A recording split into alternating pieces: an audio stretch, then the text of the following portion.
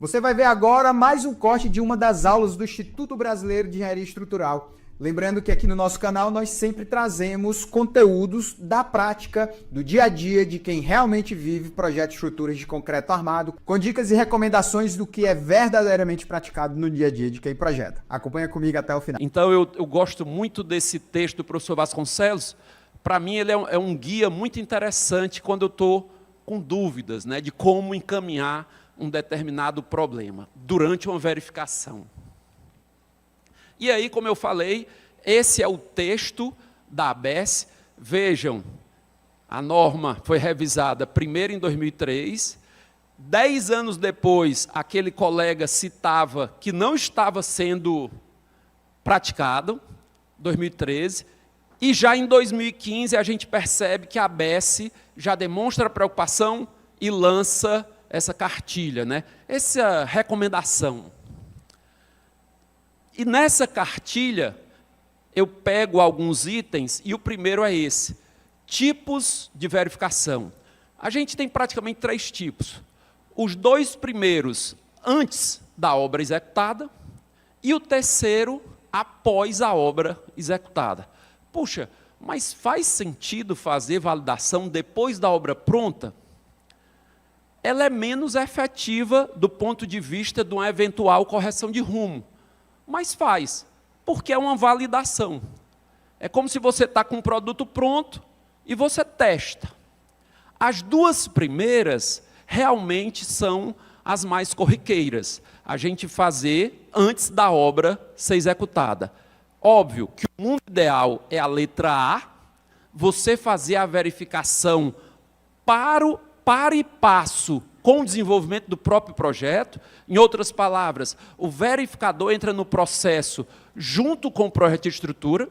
A gente tem muito mais oportunidade de fazer, inclusive, uma troca de definição de conceitos, de definições de critérios, definições de durabilidade. E tem também aquele que a gente verifica após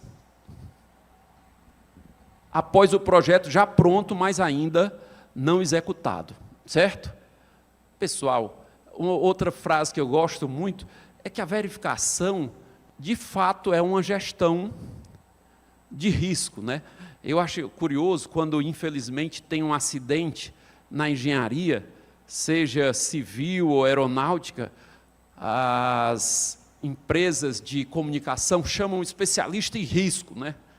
Poxa, especialista em risco é um risco genérico. Na realidade, o que a gente faz é avaliar o risco daquela nossa especialidade, né? Então, o que a gente faz efetivamente é a gestão de risco na veia, gestão de risco real ali em cima do projeto.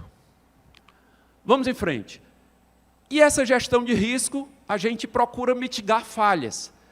E essas falhas tanto podem ser sempre em 2 grandes grupos: segurança e desempenho.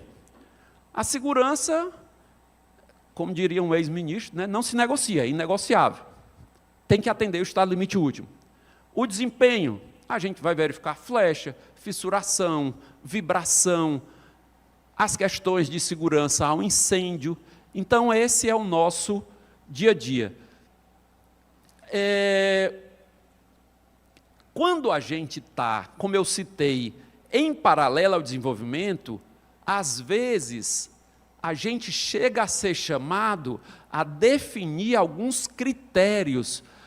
Algumas construtoras já percebem, até pela sua prática, puxa, tal região, a gente tem uma questão de durabilidade comprometida porque o microclima é muito severo, né? Vocês estão aqui na Praia do Futuro, a concentração de sal na Praia do Futuro é tremenda.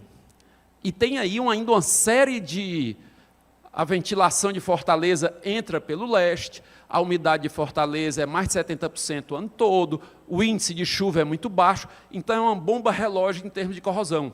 Então, às vezes, o verificador pode até dizer, olha, embora a norma exija tal item, a gente aqui, junto a essa construtora, a gente quer garantir uma durabilidade maior e a gente quer subir esses critérios. Se a construtora topar, isso pode ser uma coisa que a gente passe a criar uma norma interna que o colega projetista teria que seguir, certo? Então, eu estou falando dessas vantagens da gente entrar no início do desenvolvimento do projeto. Assim, se eu fosse fazer uma lista do que a gente checa desde a representação do projeto, representação gráfica propriamente dita, até o conceito que levou ao detalhamento daquele projeto. E a gente vai ver que isso, no final, fica tudo muito misturado, porque um detalhamento mal feito, vou até melhorar, um detalhamento equivocado pode levar a um erro de execução, mesmo que ele estivesse um detalhamento correto. Então, a gente vai ver que no nosso dia a dia, a gente tanto tem que se preocupar com o modelo de cálculo, os dimensionamentos, se estão obedecendo aos limites de desempenho, mas também temos que nos preocupar com o projeto em si, com a revisão do projeto efetivamente e a sua representação. Vou mostrar alguns exemplos para vocês. Vamos, então, começar a imaginar o serviço de verificação, né? O nosso primeiro dilema é esse.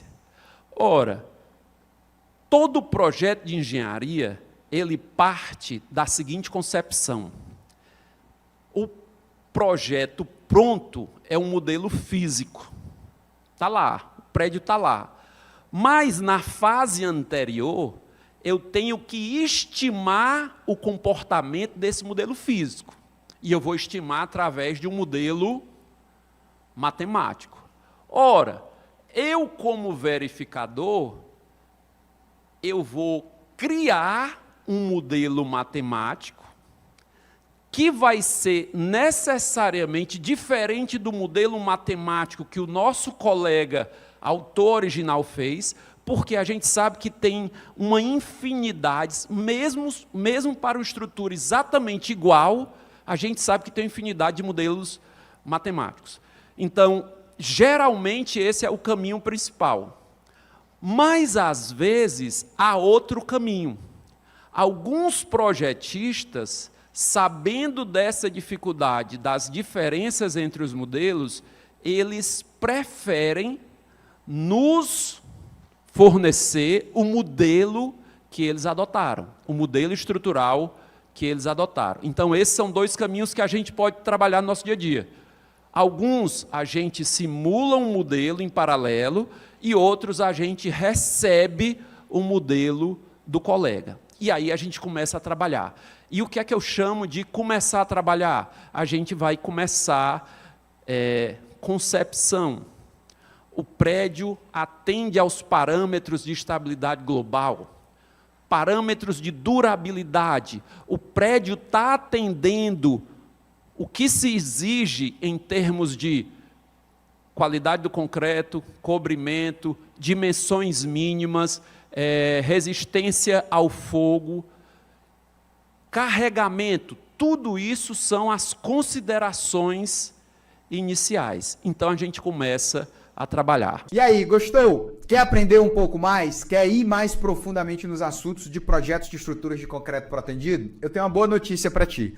Nós do Instituto Brasileiro de Engenharia Estrutural temos uma especialização em concreto armado e protendido, com professores que são grandes profissionais da aula. Aqui na nossa pós você vai vivenciar verdadeiramente o que é a prática de projetos. Nós temos aqui uma especialização onde cada etapa é um trecho de como o projeto de fato é executado. Quer conhecer um pouco mais a nossa pós-graduação? Tem um link aqui logo abaixo de pré-matrícula. Essa pré-matrícula é sem compromisso, fica tranquilo, você vai lá, coloca seus dados, alguém do nosso time de especialista vai lá entrar em contato com você, marcar uma reunião para a gente te entender melhor, entender o momento que você está vivendo aí de projeto e ver se a pós realmente se encaixa contigo. Faz lá a tua inscrição e se permita conhecer o Instituto Brasileiro de Engenharia Estrutural. A gente se vê.